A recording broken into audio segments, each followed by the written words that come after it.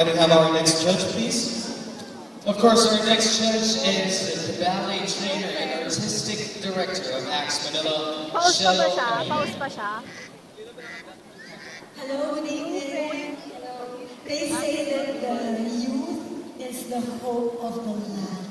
If you were crowned Miss Tourism World, how would you encourage our youth to contribute to our tourism?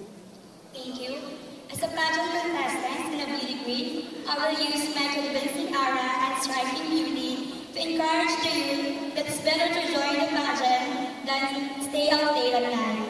That in pageant, we have a chance to promote the tourism of the Philippines. Because I believe the Philippines has very wonderful things.